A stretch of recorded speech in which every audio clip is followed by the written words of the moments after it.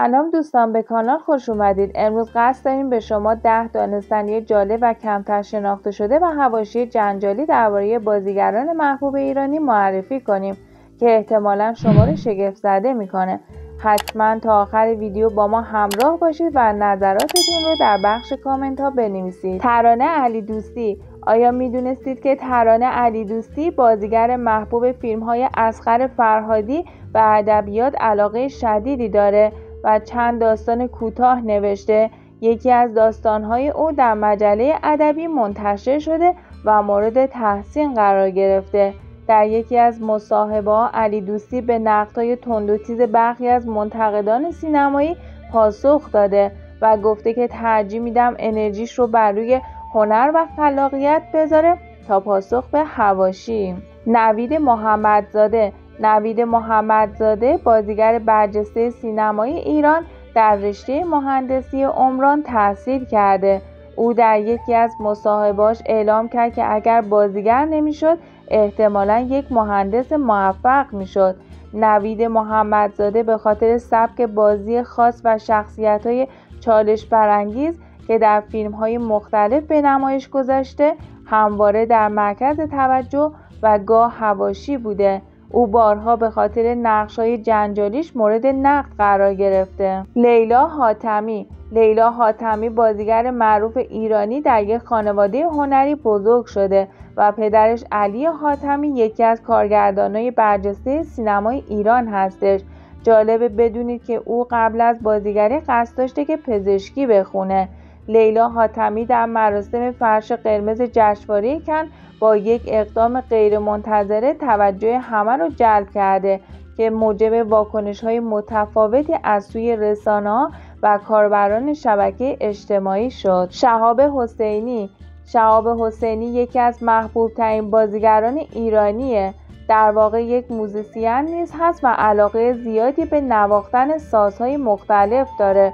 او حتی گروه موسیقی خودش رو در کنسرت‌های خیریه شرکت میده. شهاب حسینی در مصاحبه‌ای درباره تفاوت‌های بین دنیای موسیقی و سینما صحبت کرده و تاکید کرده هر دو هنر رو در یک اندازه دوست داره و هرگز نمیتونه یکی رو بر دیگری ترجیح بده. پیمان معادی. پیمان معادی علاوه بر بازیگری در سینما و تلویزیون یک نویسنده موفق نیز هستش و چندین فیلمنامه نوشته. او برای فیلم جدایی نادر از سیمین فیلمنامه نویسی کرده. پیمان معادی در یک مصاحبه تلویزیونی به سوالات جنجالی مجری درباره همکاری با اصغر فرهادی پاسخ داد. هدیه تهرانی. هدیه تهرانی بازیگر برجسته ایرانی در واقع یک عکاس حرفه‌ای نیز هستش و نمایشگاه‌های عکاسی متعددی برگزار کرده. او میگه که عکاسی به او کمک میکنه تا لحظات زیبای زندگی رو ثبت کنه. هدیه تهرانی در یک نمایشگاه‌های عکاسیش با سوالات تند و تیز خبرنگاران درباره زندگی شخصیش مواجه شد و واکنش‌های جالبی نشون داد. پریناز ایزدیار. پریناز ایزدیار بازیگر محبوب در واقع در رشته گرافیک تحصیل کرده و علاقه زیادی به طراحی داره. او میگه که طراحی به او کمک میکنه تا خلاقیتش رو در بازیگری نیز به کار بگیره. پریناز ایزدیار در یک مصاحبه خبری درباره تاثیرات طراحی بر بازیگری صحبت کرد و تاکید کرد که هنرهای تجسمی به او کمک میکنه تا نقشاش رو بهتر بفهمه و اجرا کنه. امین حیایی. امین حیایی بازیگر معروف در یک رستوران زنجیره‌ای در تهران فعالیت میکنه و علاقه زیادی به آشپزی داره. او حتی قصد داره کتابی درباره دستپخت‌های محبوبش منتشر کنه.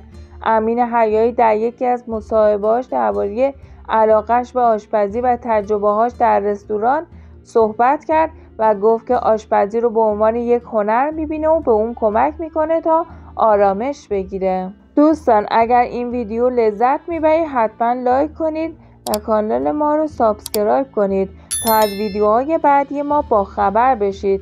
نظرات و پیشنهادات خودتون رو در بخش کامنت ها بنویسید و به ما بگید که دوست دارید درباره کدوم بازیگر در ویدیوهای بعدی صحبت کنیم.